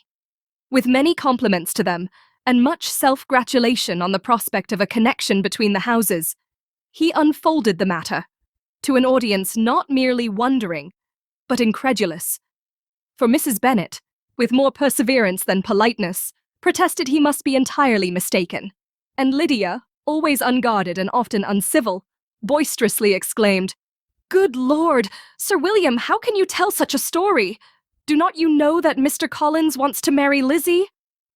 Nothing less than the complacence of a courtier could have borne without anger such treatment, but Sir William's good breeding carried him through it all, and though he begged leave to be positive as to the truth of his information, he listened to all their impertinence with the most forbearing courtesy. Elizabeth, feeling it incumbent on her to relieve him from so unpleasant a situation, now put herself forward to confirm his account by mentioning her prior knowledge of it from Charlotte herself, and endeavoured to put a stop to the exclamations of her mother and sisters by the earnestness of her congratulations to Sir William, in which she was readily joined by Jane, and by making a variety of remarks on the happiness that might be expected from the match, the excellent character of Mr. Collins, and the convenient distance of Hunsford from London. Mrs. Bennet was in fact too much overpowered to say a great deal while Sir William remained, but no sooner had he left them than her feelings found a rapid vent. In the first place, she persisted in disbelieving the whole of the matter. Secondly, she was very sure that Mr. Collins had been taken in. Thirdly, she trusted that they would never be happy together. And fourthly, that the match might be broken off. 2 inferences, however, were plainly deduced from the whole. One, that Elizabeth was the real cause of the mischief, and the other, that she herself had been barbarously misused by them all. And on these 2 points she principally dwelt during the rest of the day. Nothing could console and nothing could appease her, nor did that day wear out her resentment. A week elapsed before she could see Elizabeth without scolding her. A month passed away before she could speak to Sir William or Lady Lucas without being rude, and many months were gone before she could at all forgive their daughter. Mr. Bennet's emotions were much more tranquil on the occasion, and such as he did experience he pronounced to be of a most agreeable sort. For it gratified him, he said, to discover that Charlotte Lucas, whom he had been used to think tolerably sensible, was as foolish as his wife, and more foolish than his daughter. Jane confessed herself a little surprised at the match, but she said less of her astonishment than of her earnest desire for their happiness, nor could Elizabeth persuade her to consider it as improbable. Kitty and Lydia were far from envying Miss Lucas, for Mr. Collins was only a clergyman, and it affected them in no other way than as a piece of news to spread at Meryton. Lady Lucas could not be insensible of triumph on being able to retort on Mrs. Bennet the comfort of having a daughter well married, and she called at Longbourn rather oftener than usual to say how happy she was, though Mrs. Bennet's sour looks and ill-natured remarks might have been enough to drive happiness away. Between Elizabeth and Charlotte, there was a restraint which kept them mutually silent on the subject, and Elizabeth felt persuaded that no real confidence could ever subsist between them again. Her disappointment in Charlotte made her turn with fonder regard to her sister, of whose rectitude and delicacy she was sure her opinion could never be shaken, and for whose happiness she grew daily more anxious, as Bingley had now been gone a week, and nothing more was heard of his return. Jane had sent Caroline an early answer to her letter, and was counting the days till she might reasonably hope to hear again. The promised letter of thanks from Mr. Collins arrived on Tuesday, addressed to their father, and written with all the solemnity of gratitude which a 12 months' abode in the family might have prompted. After discharging his conscience on that head, he proceeded to inform them, with many rapturous expressions, of his happiness in having obtained the affection of their amiable neighbour, Miss Lucas, and then explained that it was merely with the view of enjoying her society that he had been so ready to close with their kind wish of seeing him again at Longbourn, whither he hoped to be able to return on Monday fortnight. For Lady Catherine, he added, so heartily approved his marriage that she wished it to take place as soon as possible, which he trusted would be an unanswerable argument with his amiable Charlotte to name an early day for making him the happiest of men. Mr. Collins's return into Hertfordshire was no longer a matter of pleasure to Mrs. Bennet. On the contrary, she was as much disposed to complain of it as her husband. It was very strange that he should come to Longbourn instead of to Lucas Lodge. It was also very inconvenient and exceedingly troublesome. She hated having visitors in the house while her health was so indifferent, and lovers were of all people the most disagreeable. Such were the gentle murmurs of Mrs. Bennet, and they gave way only to the greater distress of Mr. Bingley's continued absence. Neither Jane nor Elizabeth were comfortable on this subject. Day after day passed away without bringing any other tidings of him than the report which shortly prevailed in Meryton of his coming no more to Netherfield the whole winter. A report which highly incensed Mrs. Bennet, and which she never failed to contradict as a most scandalous falsehood. Even Elizabeth began to fear, not that Bingley was indifferent, but that his sisters would be successful in keeping him away. Unwilling as she was to admit an idea so destructive of Jane's happiness, and so dishonourable to the stability of her lover, she could not prevent its frequently occurring. The united efforts of his two unfeeling sisters and of his overpowering friend, assisted by the attractions of Miss Darcy and the amusements of London, might be too much, she feared, for the strength of his attachment. As for Jane, her anxiety under this suspense was of course more painful than Elizabeth's, but whatever she felt she was desirous of concealing, and between herself and Elizabeth, therefore, the subject was never alluded to. But as no such delicacy restrained her mother, an hour seldom passed in which she did not talk of Bingley, express her impatience for his arrival, or even require Jane to confess that if he did not come back, she would think herself very ill-used. It needed all Jane's steady mildness to bear these attacks with tolerable tranquillity. Mr. Collins returned most punctually on Monday fortnight, but his reception at Longbourn was not quite so gracious as it had been on his first introduction. He was too happy, however, to need much attention. And luckily for the others, the business of love-making relieved them from a great deal of his company. The chief of every day was spent by him at Lucas Lodge, and he sometimes returned to Longbourn only in time to make an apology for his absence before the family went to bed. Mrs. Bennet was really in a most pitiable state. The very mention of anything concerning the match threw her into an agony of ill humour, and wherever she went, she was sure of hearing it talked of. The sight of Miss Lucas was odious to her. As her successor in that house, she regarded her with jealous abhorrence. Whenever Charlotte came to see them, she concluded her to be anticipating the hour of possession, and whenever she spoke in a low voice to Mr. Collins, was convinced that they were talking of the Longbourn estate, and resolving to turn herself and her daughters out of the house as soon as Mr. Bennet were dead. She complained bitterly of all this to her husband. "Indeed, Mr. Bennet," said she, "it is very hard to think that Charlotte Lucas should ever be mistress of this house, that I should be forced to make way for her, and live to see her take her place in it." "My dear, do not give way to such gloomy thoughts. Let us hope for better things. Let us flatter ourselves that I may be the survivor." This was not very consoling to Mrs. Bennet, and therefore, instead of making any answer, she went on as before. "I cannot bear to think that they should have all this estate. If it was not for the entail, I should not mind it." "What should not you mind?" "I should not mind anything at all." "Let us be thankful that you are preserved from a state of such insensibility." "I never can be thankful, Mr. Bennet, for anything about the entail. How anyone could have the conscience to entail away an estate from one's own daughters, I cannot understand. And all for the sake of Mr. Collins, too. Why should he have it more than anybody else?" "I leave it to yourself to determine," said Mr. Bennet, Chapter 24. Miss Bingley's letter arrived, and put an end to doubt. The very first sentence conveyed the assurance of their being all settled in London for the winter, and concluded with her brother's regret at not having had time to pay his respects to his friends in Hertfordshire before he left the country. Hope was over, entirely over, and when Jane could attend to the rest of the letter, she found little, except the professed affection of the writer, that could give her any comfort. Miss Darcy's praise occupied the chief of it.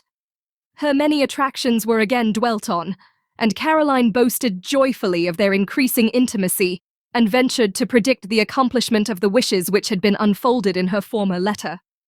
She wrote also with great pleasure of her brother's being an inmate of Mr. Darcy's house, and mentioned with raptures some plans of the latter with regard to new furniture.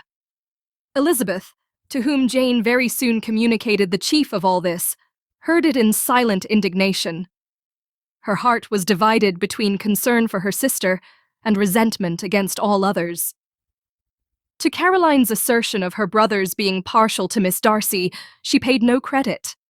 That he was really fond of Jane, she doubted no more than she had ever done, and much as she had always been disposed to like him, she could not think without anger, hardly without contempt, on that easiness of temper, that want of proper resolution, which now made him the slave of his designing friends, and led him to sacrifice of his own happiness to the caprice of their inclination.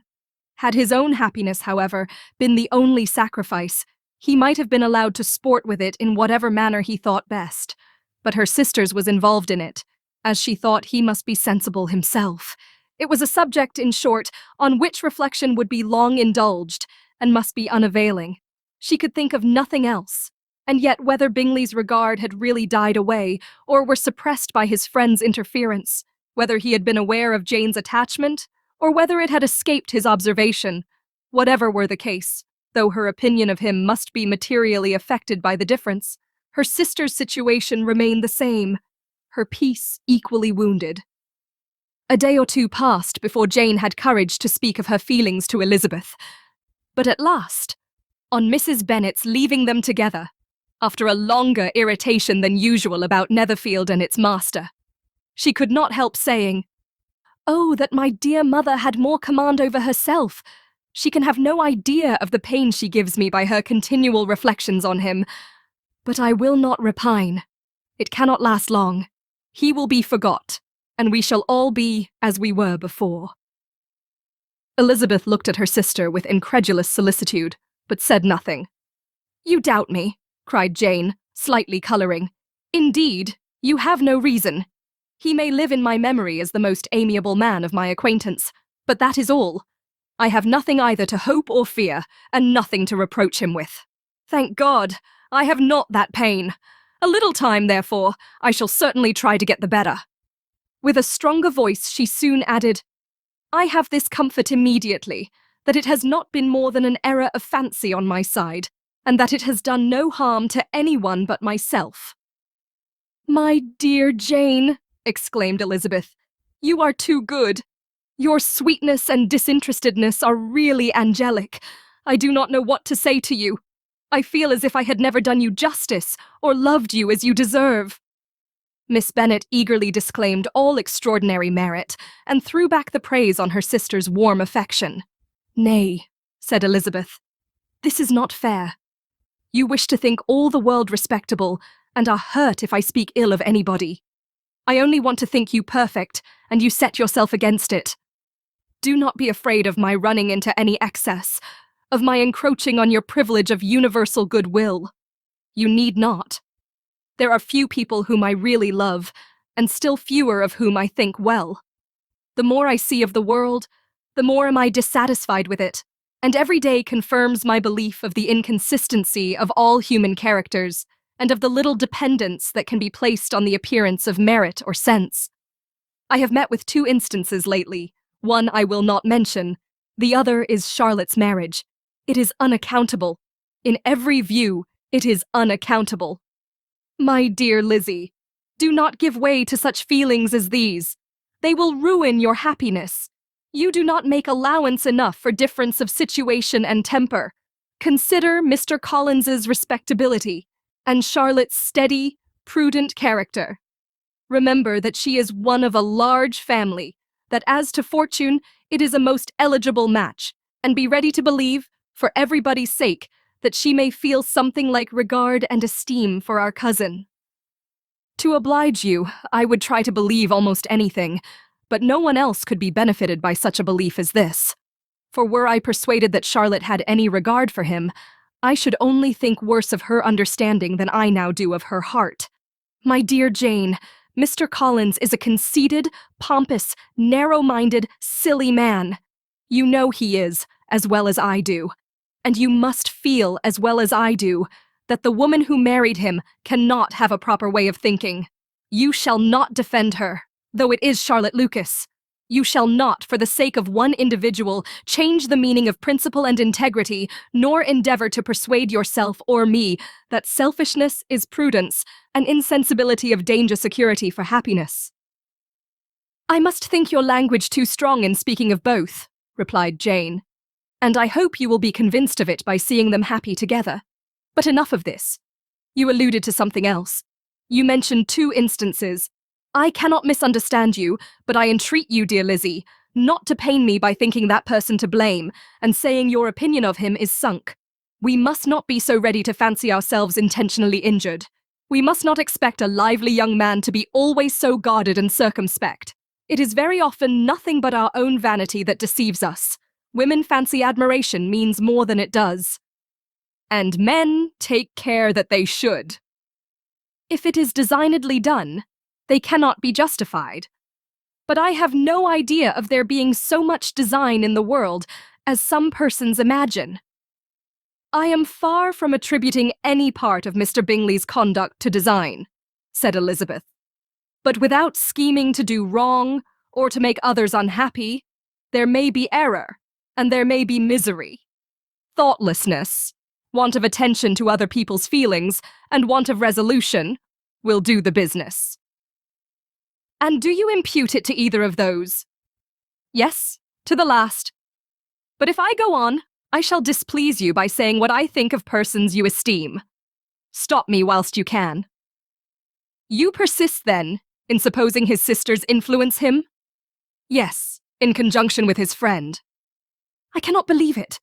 Why should they try to influence him? They can only wish his happiness. And if he is attached to me, no other woman can secure it.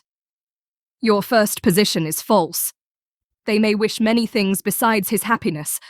They may wish his increase of wealth and consequence. They may wish him to marry a girl who has all the importance of money, great connections, and pride. Beyond a doubt, they do wish him to choose Miss Darcy, replied Jane, but this may be from better feelings than you are supposing. They have known her much longer than they have known me.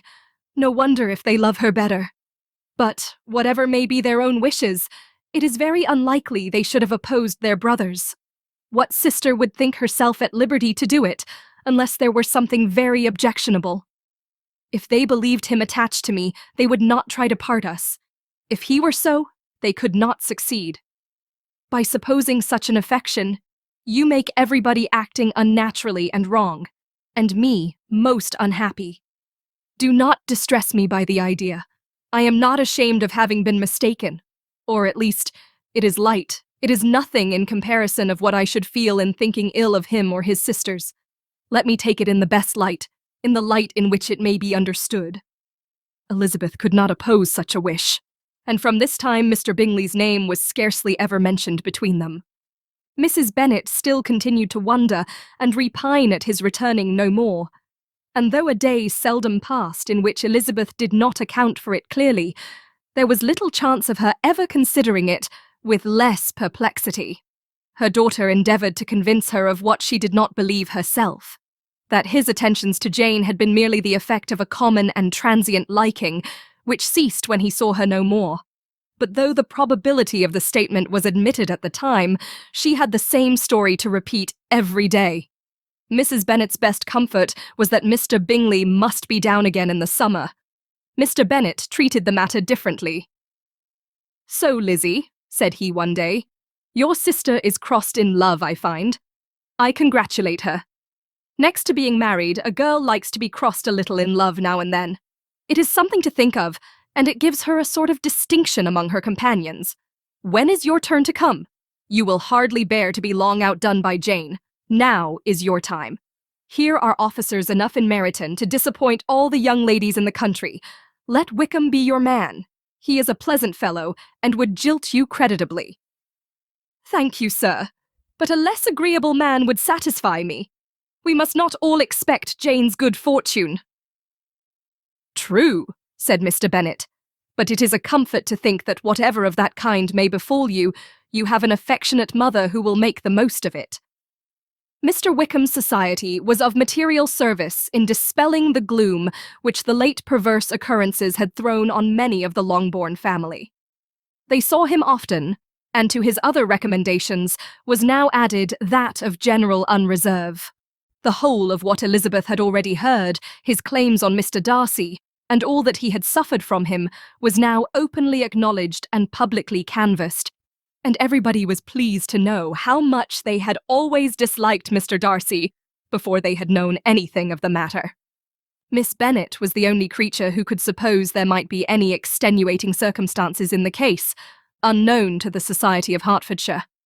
Her mild and steady candour always pleaded for allowances and urged the possibility of mistakes, but by everybody else, Mr. Darcy was condemned as the worst of men. Chapter 25. After a week spent in professions of love and schemes of felicity, Mr. Collins was called from his amiable Charlotte by the arrival of Saturday. The pain of separation, however, might be alleviated on his side by preparations for the reception of his bride, as he had reason to hope that shortly after his return into Hertfordshire, the day would be fixed that was to make him the happiest of men. He took leave of his relations at Longbourn with as much solemnity as before, wished his fair cousins health and happiness again, and promised their father another letter of thanks. On the following Monday, Mrs. Bennet had the pleasure of receiving her brother and his wife, who came as usual to spend the Christmas at Longbourn. Mr. Gardiner was a sensible, gentlemanlike man, greatly superior to his sister, as well by nature as education. The Netherfield ladies would have had difficulty in believing that a man who lived by trade, and within view of his own warehouses, could have been so well-bred and agreeable. Mrs. Gardiner, who was several years younger than Mrs. Bennet and Mrs. Phillips, was an amiable, intelligent, elegant woman, and a great favourite with all her Longbourn nieces. Between the two eldest, and herself especially, there subsisted a particular regard. They had frequently been staying with her in town. The first part of Mrs. Gardiner's business on her arrival was to distribute her presents and describe the newest fashions. When this was done, she had a less active part to play. It became her turn to listen. Mrs. Bennet had many grievances to relate, and much to complain of. They had all been very ill-used since she last saw her sister. 2 of her girls had been upon the point of marriage, and after all there was nothing in it. I do not blame Jane, she continued, for Jane would have got Mr. Bingley if she could. But Lizzie! Oh, sister! It is very hard to think that she might have been Mr. Collins's wife by this time, had it not been for her own perverseness. He made her an offer in this very room, and she refused him. The consequence of it is that Lady Lucas will have a daughter married before I have, and that the Longbourn estate is just as much entailed as ever. The Lucases are very artful people indeed, sister. They are all for what they can get. I am sorry to say it of them, but so it is. It makes me very nervous and poorly, to be thwarted so in my own family, and to have neighbours who think of themselves before anybody else. However, your coming just at this time is the greatest of comforts, and I am very glad to hear what you tell us of long sleeves. Mrs. Gardiner, to whom the chief of this news had been given before, in the course of Jane and Elizabeth's correspondence with her, made her sister a slight answer, and, in compassion to her nieces, turned the conversation. When alone with Elizabeth afterwards, she spoke more on the subject. It seems likely to have been a desirable match for Jane, said she. I am sorry it went off, but these things happen so often. A young man, such as you describe Mr. Bingley, so easily falls in love with a pretty girl for a few weeks, and when accident separates them, so easily forgets her, that these sort of inconsistencies are very frequent. An excellent consolation in its way, said Elizabeth, but it will not do for us. We do not suffer by accident. It does not often happen that the interference of friends will persuade a young man of independent fortune to think no more of a girl whom he was violently in love with only a few days before. But that expression of violently in love is so hackneyed, so doubtful, so indefinite, that it gives me very little idea. It is as often applied to feelings which arise from a half-hour's acquaintance as to a real, strong attachment. Pray, how violent was Mr. Bingley's love? I never saw a more promising inclination. He was growing quite inattentive to other people, and wholly engrossed by her. Every time they met, it was more decided and remarkable. At his own ball he offended 2 or 3 young ladies by not asking them to dance, and I spoke to him twice myself, without receiving an answer. Could there be finer symptoms? Is not general incivility the very essence of love? Oh, yes, of that kind of love which I suppose him to have felt. Poor Jane! I am sorry for her, because with her disposition, she may not get over it immediately. It had better have happened to you, Lizzie. You would have laughed yourself out of it sooner. But do you think she would be prevailed upon to go back with us? Change of scene might be of service, and perhaps a little relief from home may be as useful as anything. Elizabeth was exceedingly pleased with this proposal, and felt persuaded of her sister's ready acquiescence. I hope, added Mrs. Gardiner, that no consideration with regard to this young man will influence her. We live in so different a part of town, all our connections are so different, and, as you well know, we go out so little, that it is very improbable that they should meet at all, unless he really comes to see her. And that is quite impossible, for he is now in the custody of his friend, and Mr. Darcy would no more suffer him to call on Jane in such a part of London. My dear aunt, how could you think of it? Mr. Darcy may perhaps have heard of such a place as Gracechurch Street, but he would hardly think a month's ablution enough to cleanse him from its impurities, were he once to enter it, and depend upon it, Mr. Bingley never stirs without him. So much the better. I hope they will not meet at all. But does not Jane correspond with his sister? She will not be able to help calling. She will drop the acquaintance entirely. But in spite of the certainty in which Elizabeth affected to place this point, as well as the still more interesting one of Bingley's being withheld from seeing Jane, she felt a solicitude on the subject, which convinced her, on examination, that she did not consider it entirely hopeless. It was possible, and sometimes she thought it probable, that his affection might be reanimated, and the influence of his friends successfully combated by the more natural influence of Jane's attractions. Miss Bennet accepted her aunt's invitation with pleasure, and the Bingleys were no otherwise in her thoughts at the same time than as she hoped by Caroline's not living in the same house with her brother, she might occasionally spend a morning with her without any danger of seeing him. The Gardiners stayed a week at Longbourn, and what with the Phillipses, the Lucases, and the officers, there was not a day without its engagement. Mrs. Bennet had so carefully provided for the entertainment of her brother and sister that they did not once sit down to a family dinner. When the engagement was for home, some of the officers always made part of it, of which officers Mr. Wickham was sure to be one. And on these occasions, Mrs. Gardiner, rendered suspicious by Elizabeth's warm commendation, narrowly observed them both, without supposing them, from what she saw, to be very seriously in love. Their preference of each other was plain enough to make her a little uneasy, and she resolved to speak to Elizabeth on the subject before she left Hertfordshire, and represent to her the imprudence of encouraging such an attachment. To Mrs. Gardiner, Wickham had one means of affording pleasure, unconnected with his general powers. About 10 or a dozen years ago, before her marriage, she had spent a considerable time in that very part of Derbyshire to which he belonged. They had, therefore, many acquaintances in common, and though Wickham had been little there since the death of Darcy's father, it was yet in his power to give her fresher intelligence of her former friends than she had been in the way of procuring.